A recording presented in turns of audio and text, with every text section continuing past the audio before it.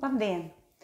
Sveicam jūs Latvijas dienetikas centrā, un šodien pie mums ciemos atnāca Guna.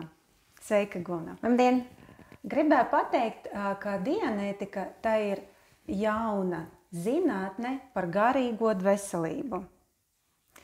Un man ir tāds jautājums. Guna, es zinu, ka tu esi izlasījusi šo grāmatu kādu laiciņu atpakaļ. Jā, esmu šo grāmatu izlasījusi noteikti nevienu reizi vien, vismaz 3 noteikti. Oho, vau! Jā, bet principā katru reizi tu kaut ko jaunu uzzini. Tas ir viens. Otra lieta ir tā, ka es varu salīdzināt savu dzīvi pirms grāmatas, kāda viņa bija. Kad es domāju, kāpēc es rīkojos tā, kāpēc es daru tā, kāpēc ar mani notiek tā, un dzīvi pēc. Es tā kā esmu dakteris pēc profesijas. Dakteris? Jā. Nopietni. Un es varētu salīdzināt, būs laikos bija tāda medicīnas enciklopēdija, kur tu vari pēc satura radītāja paskatīties, slimība tāda atšķir un izlasi, kas par viņu rakstīts. Tad tieši šī grāmata ir principā tāda pati enciklopēdija par dzīvi, kur tu vari pašķirt lapusīti un sameklēt savu interesējošo jautājumu, un tu atradīsi atbildi. Un tās atbildes es atradu daudz atbildes, un principā es varu teikt, ka pēc šīs grāmatas apgūšanas, izlasīšanas man dzīve krietni mainījusies. Ja, tas ir tā kā, ka tu diagnozi, ka tev nav zināma diagnoze, tev ir saspringums, tu nezini, ko ar to darīt. Ja.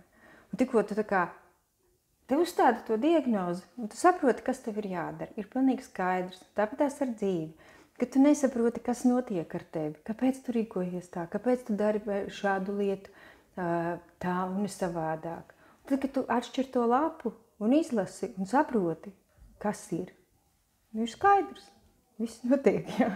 Cik interesanti. Un līdz ar to tad arī kļūst vieglāk dzīvot, tu saproti, kāpēc tāda rīcība ir savādāk, ko pamainīt, kā dzīvot savādāk.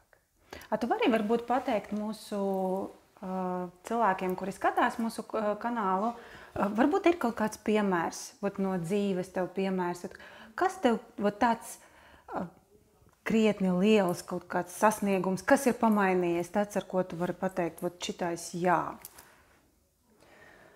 Pirmkārtām tas, kad izlasot šo grāmatu, kad tu saproti, kas vispārībā, kā darbojās prāts, un grāmatā ir ļoti daudz dažādu piemēru no dzīves.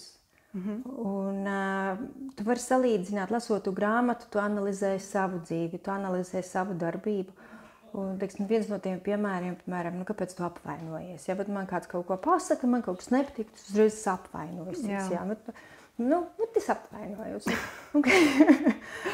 Tā situācija, ka tu saproti, kāpēc tu to dari, kas tam ir par iemeslu, ja? Kas ir tas cēlonis, kāpēc tu šādi te rīkojies. Ja?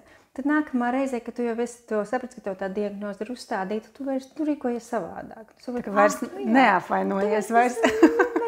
Tas vairs nav tā. Ja?